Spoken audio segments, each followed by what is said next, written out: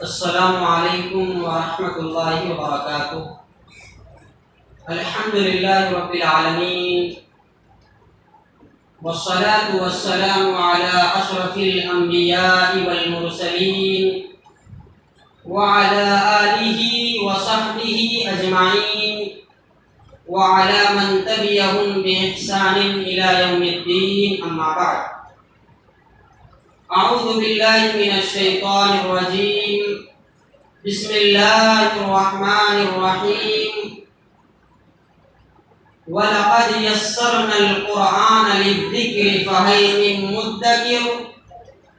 وقال الله تعالى في موضع آخر: أَفَلَا يَتَدَبَّرُونَ الْقُرْآنَ أَمْ عَلَى قُلُوبٍ أَقْفَالُهَا۔ محترم حاضرین، نبی صلی اللہ علیہ وسلم کی عادت تھی کہ جب آپ صحابہ کو نیکی کے کاموں میں بڑھ چڑھ کر حصہ لیتے ہوئے دیکھتے، جب دیکھتے کہ صحابہ کوئی نیکی کا کام آگے آ کر کے کر رہے ہیں، تو اللہ کے نبی صلی اللہ علیہ وسلم صحابہ کی ہمت افزائی کرتے، حوصلہ افزائی کرتے اور ان کے لیے دعائیں کرتے۔ آج ابھی مسجد میں ماشاءاللہ ہماری تعداد بہت زیادہ ہے، دعا کرتے ہیں کہ اللہ تبارک و تعالی پورے رمضان ہماری اس تعداد کو باقی رکھے اور ہمیں اسی طریقے سے اللہ تبارک و تعالی کی عبادتوں میں بڑھ چڑھ کر آگے آنے کی توفیق عطا فرمائے۔ حضرات، آپ کے سامنے میں قرآن مجید کی مختلف جگہوں سے دو آیتوں کی تلاوت کی۔ ان دونوں آیتوں میں اللہ تبارک و تعالی نے ہم سب کو، آپ سب کو اپنا کلام سمجھنے، اپنا کلام سیکھنے پر ابھارا ہے۔ لہذا اللہ تبارک و تعالی نے فرمایا: وَلَقَدْ يَسَّرْنَا الْقُرْآنَ لِلذِّكْرِ فَهَلْ مِن مُّدَّكِرٍ۔ کہ اے لوگوں، یقیناً میں نے قرآن کو سمجھنے کے لیے آسان کر دیا ہے، میں نے قرآن سے نصیحت حاصل کرنے کے لیے آسان کر دیا ہے، قرآن کو ہم نے نصیحت کے لیے بہت آسان کر دیا ہے۔ فَهَلْ مِن مُّدَّكِرٍ، کیا کوئی انسان ہے جو قرآن سے نصیحت حاصل کرے؟ اب سوال یہ کہ انسان قرآن سے نصیحت کیسے حاصل کرے؟ آئیے پھر دوسری آیت لیتے ہیں۔ اللہ تعالیٰ نے فرمایا: افلا یتدبرون القرآن۔ لوگوں کو کیا ہو گیا ہے کہ لوگ قرآن پر غور و فکر نہیں کرتے ہیں، قرآن پر تدبر نہیں کرتے ہیں، قرآن کے معنی اور مطالب کو سمجھتے نہیں ہیں۔ کیا ان کے دلوں میں تالے پڑ گئے ہیں؟ افلا یتدبرون القرآن ام علی قلوب اقفالها۔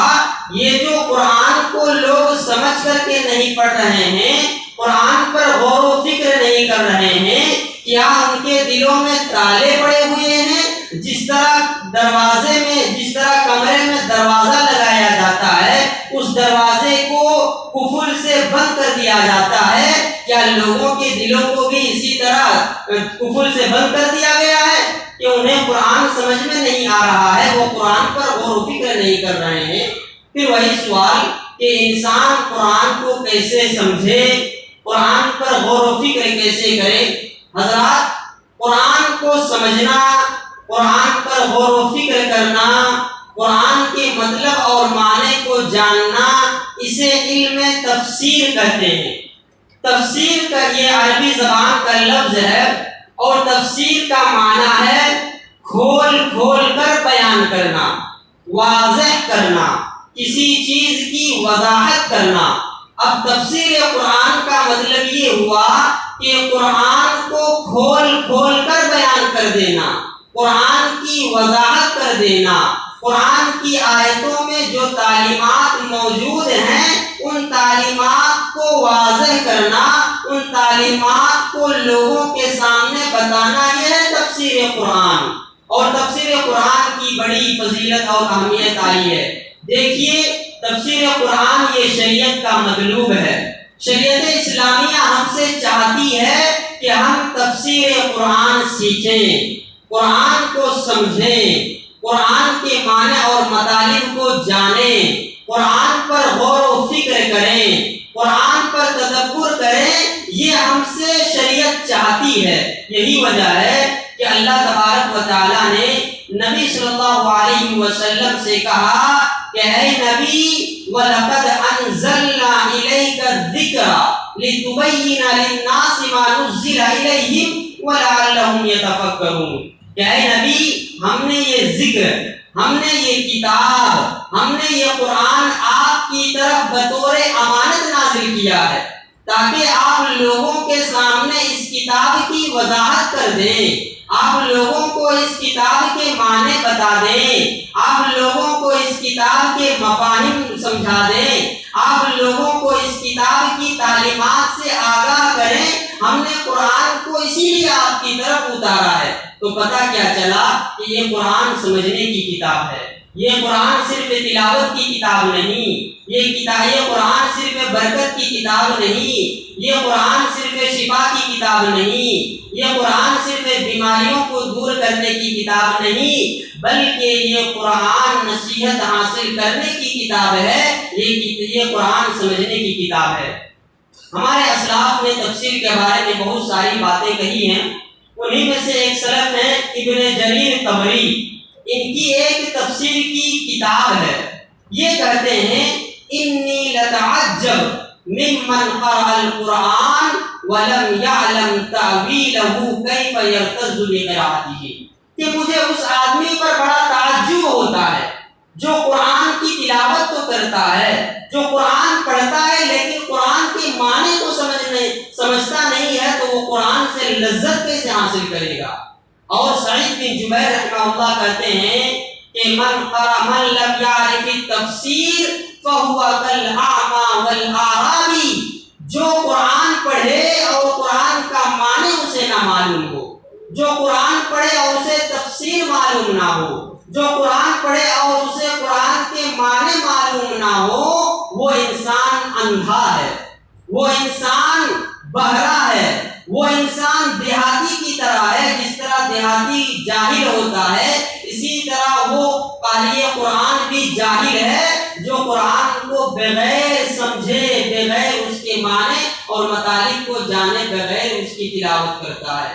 تو دیکھیے یہاں پر کہا گیا کہ قرآن کو سمجھ کر نہ پڑھنے والا اندھا ہے۔ مطلب کیا؟ ایک شخص قرآن کی تلاوت کرتا ہے قرآن کو دیکھ کر کے، لیکن جب قرآن میں جو بات بتائی جا رہی ہے وہ نہیں سمجھ رہا، تو گویا کہ وہ دیکھنے کے باوجود اندھا ہے۔